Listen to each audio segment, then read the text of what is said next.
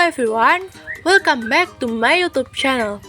Perkenalkan, nama saya Dela Wahyuning Tias dengan NPM 52413111010, Program Studi Pendidikan Teknologi Informasi dari Universitas Teknologi Yogyakarta.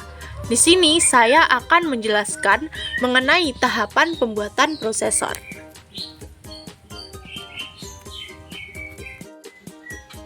Yang pertama adalah sand atau pasir. Pasir, terutama quartz, memiliki persentase tinggi dari silikon dalam pembentukan silikon dioksida atau SiO2 dan merupakan bahan dasar untuk produksi semikonduktor. Kedua, ada silikon cair. Silikon dimurnikan dalam tahap berlapis untuk akhirnya mencapai kualitas produksi yang disebut electronic grade silicon atau EGS. EGS mungkin hanya mengandung sebuah atom asing setiap 1 triliun atom silikonnya. Pada gambar di samping ini, Anda bisa lihat bagaimana sebuah kristal besar tumbuh dari silikon cair yang dimurnikan. Hasilnya adalah kristal tunggal yang disebut ingot. Ketiga, ada kristal silikon tunggal atau ingot. Sebuah ingot dibuat dari electronic grade silicon. Sebuah ingot memiliki berat sekitar 100 kg atau setara dengan 220 pound dan memiliki kemurnian silikon 99,9999%. Selanjutnya 4, yaitu pengirisan ingot. Kemudian diiris menjadi disk-disk silikon individual yang disebut wafer. 5. Wafer. Wafer-wafer ini dipoles sedemikian rupa hingga tanpa cacat dengan permukaan selembut kaca cermin. Intel membeli wafer-wafer siap produksi itu dari perusahaan pihak ketiga. Proses rumit 45nm high-K atau metal gate oleh Intel menggunakan wafer dengan diameter 200 mm.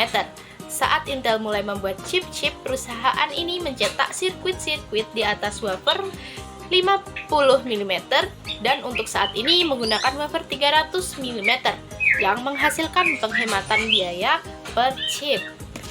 6. Mengaplikasikan fotoresis. Cairan berwarna biru yang dituangkan di atas wafer saat diputar adalah sebuah proses dari fotoresis yang sama seperti yang kita kenal di film untuk fotografi.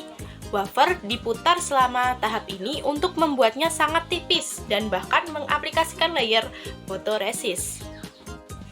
7. Exposure. Hasil dari fotoresis diekspos ke sinar ultraviolet atau biasa disebut dengan UV. Reaksi kimianya di-trigger oleh tahap pada proses tersebut. Sama dengan apa yang terjadi pada material film pada sebuah kamera saat Anda menekan tombol shutter. Hasil dari fotoresis yang diekspos ke sinar UV akan bersifat dapat larut. Exposure diselesaikan menggunakan mesh yang berfungsi seperti stensil dalam tahap proses ini. Saat digunakan dengan cahaya UV, mask membentuk pola-pola sirkuit yang bervariasi di atas tiap layer dari mikroprosesor. Sebuah lensa yang berada di tengah mengurangi image dari mesh, sehingga yang dicetak di atas wafer biasanya adalah 4 kali lebih kecil secara linear daripada pola-pola dari mesh. Kedelapan, masih dengan exposure.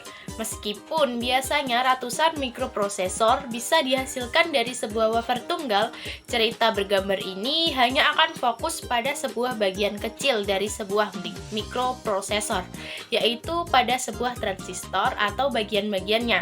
Sebuah transistor berfungsi seperti sebuah switch, mengendalikan aliran arus listrik dalam sebuah chip komputer. Peneliti-peneliti di Intel telah mengembangkan transistor yang sangat kecil, sehingga sekitar 30 juta transistor dapat diletakkan pas di kepala sebuah peneliti. Tahap ke-9 yaitu membersihkan fotoresis. Fotoresis yang lengket dilarutkan sempurna oleh suatu pelarut. Proses ini meninggalkan sebuah pola dari fotoresis yang dibuat oleh mesh. Yang ke-10 yaitu proses etching atau menggores. Fotoresis melindungi material yang seharusnya tidak boleh tergores. Material yang ditinggalkan akan digores atau di-sketch dengan bahan kimia. Selanjutnya, proses yang ke-11 yaitu menghapus fotoresis. Setelah proses etching, fotoresis dihilangkan dan bentuk yang diharapkan menjadi terlihat. Yang ke-12 yaitu mengaplikasikan fotoresis. Terdapat fotoresis yang berwarna biru diaplikasikan di sini, diekspos, dan fotoresis yang terekspos dibersihkan sebelum tahap berikutnya. Fotoresis akan melindungi material yang seharusnya tidak tertanam ion-ion. Yang ke-13 yaitu penanaman ion melalui suatu proses yang dinamakan ion implantation, satu bentuk proses yang disebut doping. Area-area wafer silikon yang diekspos dibombardir dengan kotoran kimia bervariasi yang disebut ion-ion. Ion-ion ini ditanam dalam wafer silikon untuk mengubah silikon pada area ini dalam memperlakukan listrik. Ion-ion ditembakkan di atas permukaan wafer pada kecepatan tinggi. Suatu bidang listrik mempercepat ion-ion ini hingga kecepatan 300.000 km per jam. 14 yaitu menghilangkan fotoresis. Setelah penanaman ion, fotoresis dihilangkan dan material-material yang seharusnya didupet atau warna hijau memiliki atom-atom asing yang sudah tertanam. Perhatikan sekilas variasi warnanya.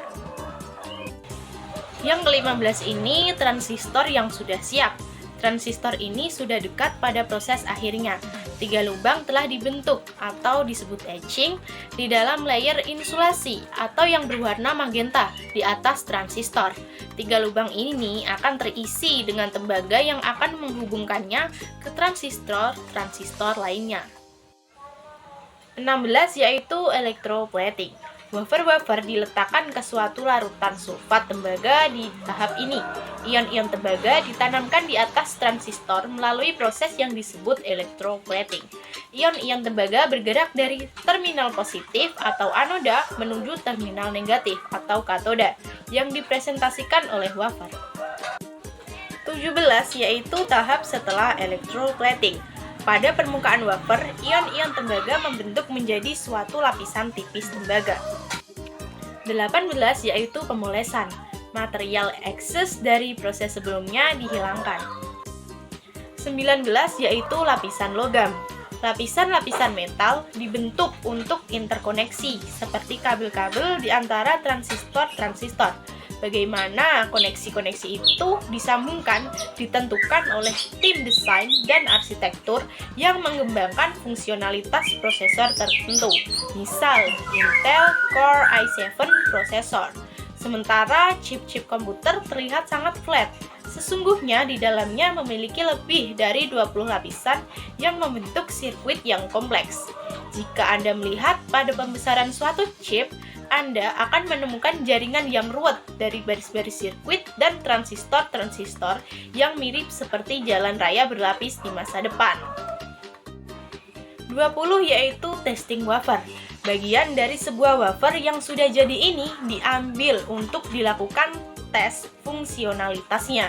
Pada tahap tes ini, pola-pola dimasukkan ke dalam tiap chip dan respon dari chip tersebut dimonitor dan dibandingkan dengan daftar yang sudah ditetapkan. 21 yaitu pengirisan wafer. Wafer diiris-iris menjadi bagian-bagian yang disebut die. Selanjutnya 22 yaitu memisahkan die yang gagal berfungsi. Die-die yang saat tes pola merespon dengan benar akan diambil untuk tahap berikutnya. 23 yaitu individual die. Ini adalah die tunggal yang telah jadi pada tahap sebelumnya, yaitu tahap pengirisan. Die yang terlihat di sini adalah die dari sebuah prosesor Intel Core i7.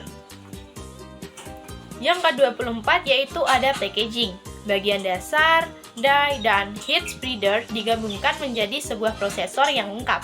Bagian dasar berwarna hijau membentuk interface elektris dan mekanis bagi prosesor untuk berinteraksi dengan sistem komputer atau disebut dengan PC.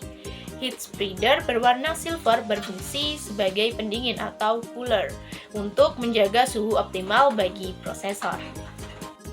Yang ke-25 yaitu prosesor. Inilah prosesor yang sudah jadi, yaitu Intel Core i7 prosesor.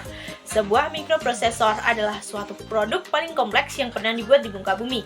Faktanya, dibutuhkan ratusan langkah untuk membuatnya.